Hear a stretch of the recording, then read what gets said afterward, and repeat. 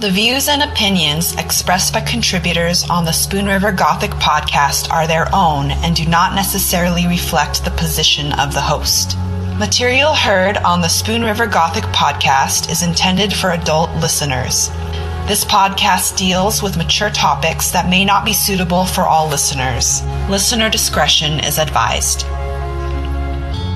This is Spoon River Gothic, narrative of a double homicide.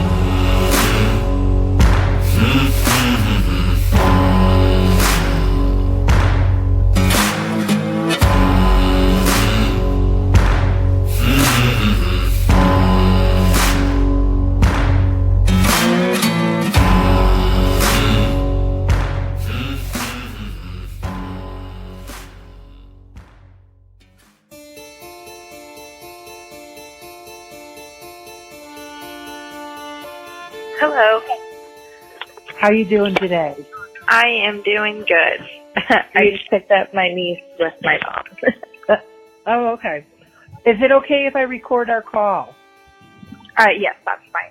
So, August, who is the executive producer of the project, had asked me to reach out to you because I think you were talking to him on Facebook. Yes, I made a comment on one of the posts, about Rochelle making the comments, essentially that the girl deserved it. Oh, yeah. Asking for it, yeah. That was pretty brutal. So, I think you said your mom lived across the street from Donnie? She did. She's right here. Hi, Marie, Hi. right? Yes. So, what do you remember about Donnie? Well, actually, I was really surprised to hear that he done them things because, we spent a lot of time drinking and hanging out.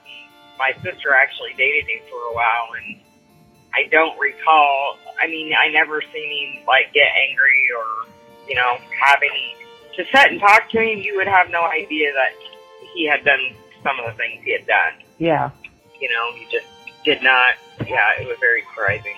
So, where did you live across the street from him? Was it when he lived with Rochelle? No, I believe, and I couldn't swear to this, I think it was after he got released from prison for the rape on Donna, his sister-in-law. He lived across the street from me with a man named Ron Henderson on North 10th. So did you know about it then, after he had gotten out and he was living across the street from you? I did not know that he was, no, I did not know that. I know, I've heard mixed things about Donnie. I've heard him described as a perfect gentleman, that people were really surprised, and then there's another side of Canton that seems to not be surprised by it. They're sure that he did it. Do you think that he did the murders? I would say what I know about him and his past and the rape that he did before the murder. Yeah. Or, well, I guess it was after the murder when he raped, I think her name was Valerie. Yeah. Did her souls and all that stuff. So, yeah, I kind of think he may have done it. I'm kind of leaning towards he did, but to know him, and I didn't know him, for a long extended period of time. I think he might have lived across the street at 3-4 months, possibly. I would have not thought that he did that, but I do know when my sister was seeing him, there came, I don't know if it's when she said she didn't want to see him anymore or exactly what happened, but I do know he grabbed her and broke her necklace. So I do know there was an incident like that happened. Uh-huh. And, but I'm not sure. It's been so many years ago, I don't remember all the details to it. Mm-hmm. Did you follow the trial? I probably did back then, but it's been so many years I can't remember all the things. I know a lot of the people, I know Iona and Mike Price and Dave, and I know Rochelle, but, I don't. So did you know David Haynes? I did not know David Haynes. Oh, okay. I knew David, Dave now, who he was with. Mm-hmm. Yeah, I did know Dave and Mike Price and Iona, and I do recall around that time, that he did work for Wright Furniture and was, delivering. So he definitely would have had access to, her place.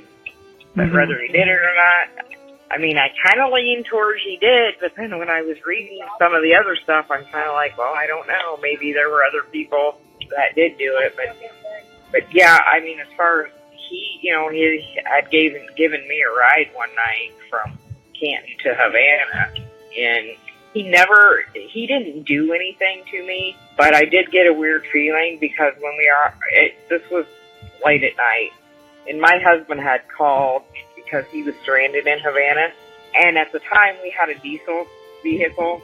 Well, back then they didn't sell diesel at any gas station but USCO, and they closed at 10. And so I was like, well, I can't come get you because I don't have gas. Well, then later on, Donnie said, well, I'll give you a ride down there. I know right where he's at. Well, when we got down there, he did not know where the place was that we were going to at all. But on the way back, I just had a weird feeling, just a feeling. He started going down all these gravel roads and wanting me to drink, and I was just like, that feeling like I just want to get out of this situation. It was just weird, but he never did anything to me or said anything to me. It was just a weird feeling. I was like, I don't think I'll be getting in the car with him anymore. Yeah, I've heard a couple of those stories. Yeah, just a weird feeling. Something just wasn't right. I mean, like, why are we going down these country roads? He kept wanting me to drink a beer, and I pretended to drink it, but I wasn't drinking. I was just kind of like scared and weird, and I was like, Were you picking your husband up? Was he in the car? Well, that was the thing when we got down there. Donnie had no idea. He said he knew where my husband was because he was at a bar down there. I think it was a paddle wagon or something. I had not been to Havana. I had no idea where it was. When we got down there, Donnie said he knew where it was. But when we got there, he had no idea where it was either.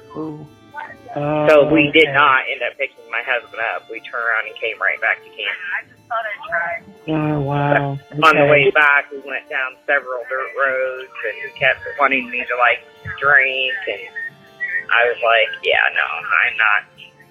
I was just wanting to get out of that situation, but, it was night, I'm in the middle of nowhere, and so you may have dodged a bullet. Right, yes, I think about that a lot. I'm like, I may have been a lucky person.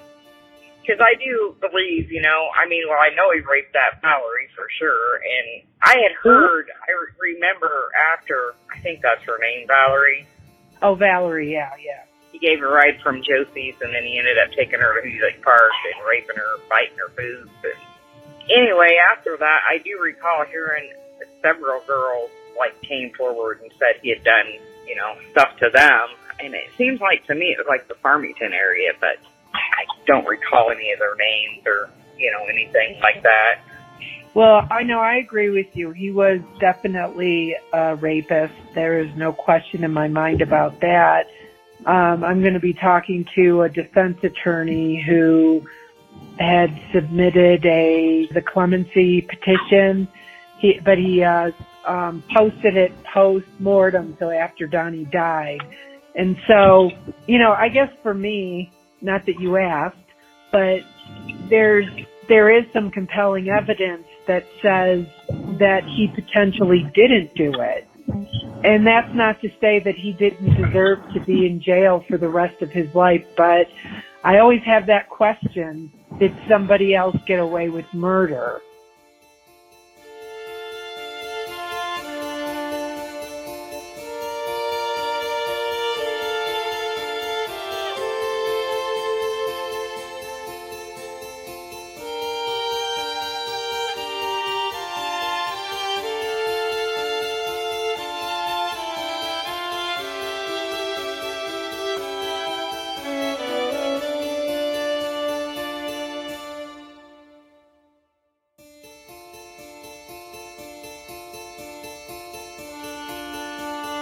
The time of the trial, I don't recall all this, the stuff about Dave Haynes and her ex-husband and different people. I don't really recall that being, at least I didn't hear about it, I don't think it was a big, I don't think they took that serious. I mean, I think they just honed in on him, and that's kind of where it went. Yeah, yeah. Well, they did take it serious because there is a lot of supporting court records and police reports and interviews and things like that. But that's not what inevitably, once they focused in on Donnie, that was it. That was what was probably presented, period. Right, yeah, right. I think they honed in on him for sure, and that's just kind of where it went. Yeah. But, you know, I don't know, they did have, you know, evidence like her ring and, yeah, Rochelle's, you know, so. Yeah, but see, the thing about the ring is that so the defense attorney that I'm going to be talking to, there was evidence that was not and could not be identified as the ring. Even though that's kind of how it came out in the media, there was new evidence. I'm not saying he didn't do it. That's not what I'm saying. Right, right, yeah, no. I'm not saying he didn't or he did. Yeah. I kind of, after I heard some of the things, and I know his sister-in-law, I mean, he messed her up pretty bad. But I also know that Leila, which is his ex-wife, doesn't believe that he did it. You know, and she was not a fan of his. Yeah, that's interesting. Because I know when he was living with Ron Henderson across the street from me, like, I remember her coming over there, and she was, like, throwing a fit, saying, you know, talking about, you got a rapist living across the street from you, and, you know, just screaming at all the neighbors or whatever. And I kind of recall having a conversation with Ron, and Ron was like, oh, he didn't do it. You know, he got convicted of something he didn't do. But I didn't know if he did or he didn't. I, you know, hadn't heard about the case with, you know, his sister-in-law. So I didn't know if he did it or not. But I know Leila does not believe that he did commit that murder. Mm-hmm. Well, it is a leap to go from being a rapist to being a murderer, of an arsonist and a murderer of not just, you know, one person, but also a child. Right. I don't know. I mean, honestly, this is just talking. I don't think that the podcast is going to come up with this grand theory that he didn't do it. I just think there is compelling evidence. And that's what makes this case so compelling, is because, you know, there's a lot of different levels to it. There is the death sentence, beyond a shadow of a doubt, and just that year, the governor was basically granting clemency to everybody that was on death row. So there was there's that element to it. But then as we dig in and read all the different documents, it's, you know, there's a lot more to it than I think that people realize. Right, yeah, because I've read some of the stuff online, and I'm like, oh, that's interesting, I didn't know. But I didn't know Donnie that well. Now, my brother knew him on a much personal level, but my brother sadly has passed away. Oh, I'm sorry. So, you know, I mean, I know my brother had made comments, you know, just saying, wouldn't surprise me, man, because he's a nut. But, you know, I mean, as far as me, I mean, I'm just kind of torn whether he did it or not. But like I said, that night when I went with him, I did get a very strange feeling. Yeah. Like, I've heard that from other women. I've talked to several women that were followed by him, or I think I talked to somebody who was assaulted by him as well. I've talked to so many people. But that thing you just described, it's very familiar. I've heard that from other women. Yeah, it was just a feeling I couldn't, I can't, you know, it's just like, you know, something. You just don't feel right.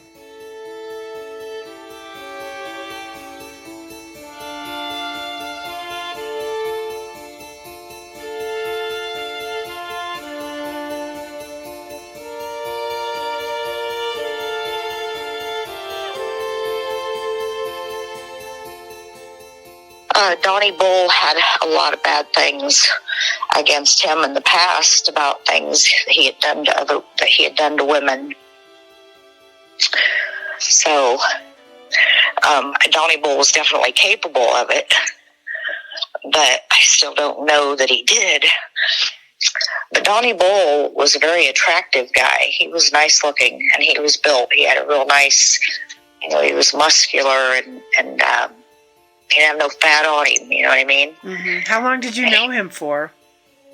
I had known him for, I don't know, maybe a year or so. And, but he hung out with my husband a lot. They partied together all the time. Mm-hmm.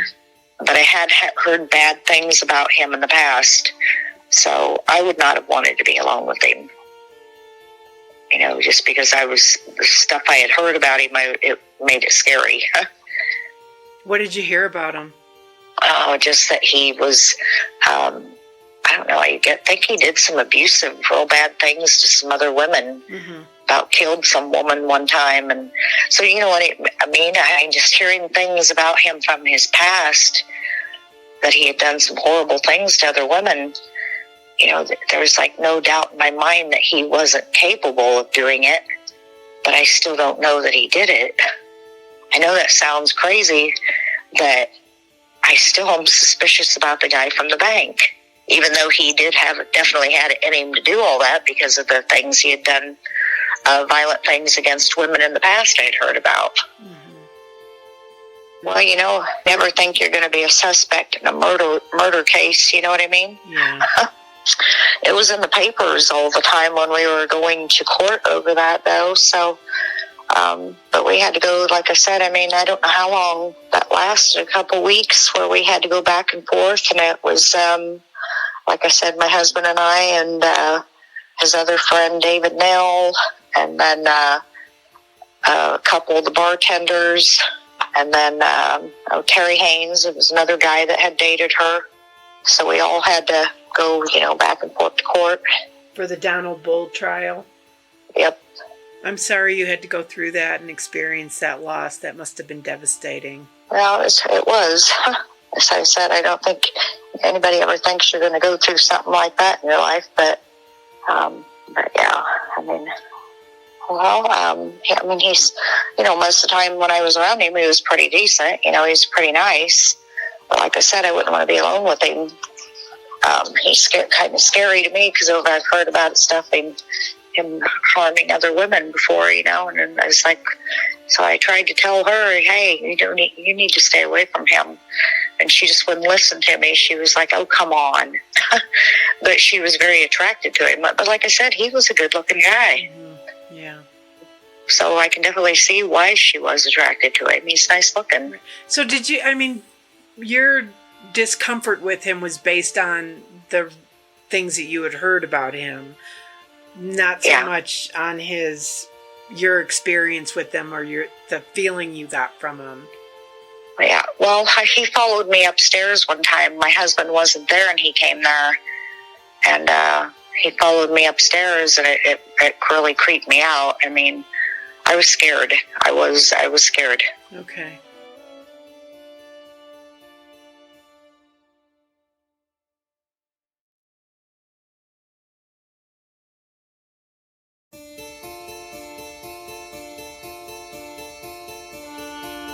But, you know, when you go testify against someone like that, you know, it's like, I know, and I was the only one that knew he had her apartment key. And if I wouldn't have told them that, they would not have known. And I told Ken McDowell. Anyway, yeah. And I told him, I said, hey, because he was up at the Elks, and I said, I just remembered, I said, look, Donnie had her apartment key because he got her a couch and a recliner. So were the couch and the recliner, were they stolen? Yeah. Oh, okay. He stole them. Yes. Okay.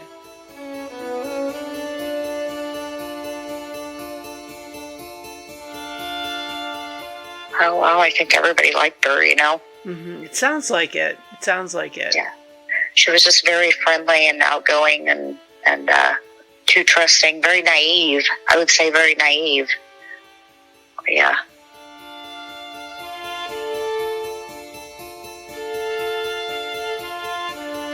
Did you ever ask him if he did it, or did you ever... I talked to the state's attorney, you know, and I told him, and oh no, we got our guy. To me, it's like, he was like, oh no, we got our guy, we got our man, he's the one. But how do you know? Right.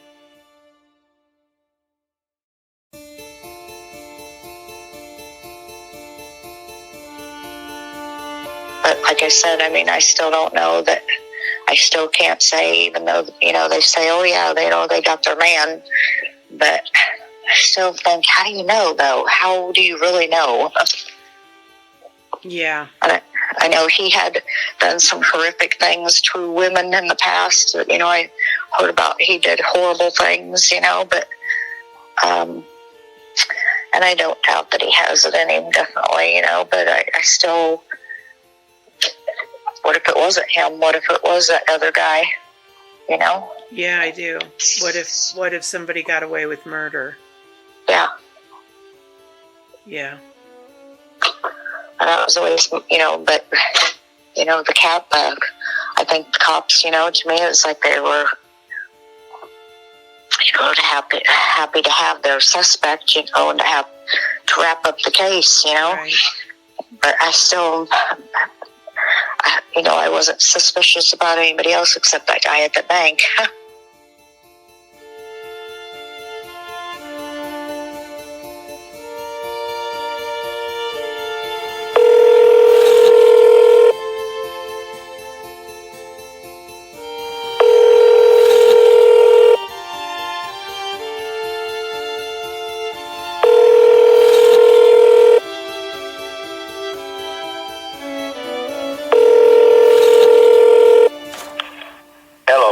Hi, is this Dave?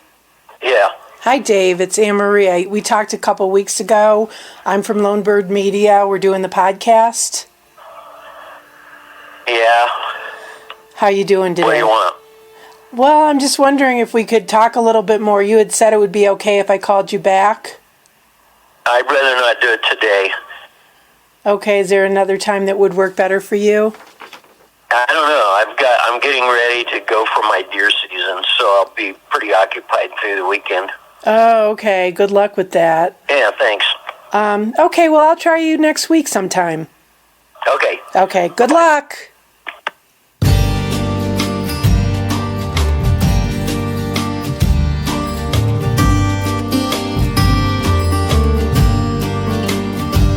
He was born by the roadside in a broken down carriage, came into life on the run, found on the doorstep of a nearby orphanage. No one saw, no one saw.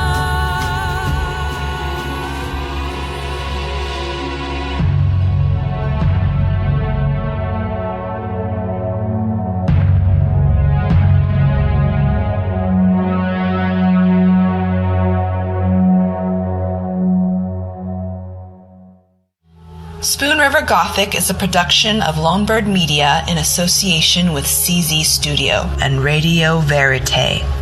The show is produced by August Olsen, editing, directing, and producing by Cory Zimmerman, audio mastering and engineering by E. Mastered. Research is done by Anne-Marie Cannon, Chelseah Mesa, and me, Jinra Ilustrisimo. Spoon River Gothic is written and hosted by Cory Zimmerman. You can follow the show at czstudio.works and read the blog at spoonrivergothic.com. Show some love by leaving us a rating or review on Spotify, iHeartRadio, Apple Podcasts, or wherever you get your podcasts. And stay tuned for the next episode as we dive deeper into the Donald Bull case. Thank you for listening. This is Spoon River Gothic, narrative of a double homicide.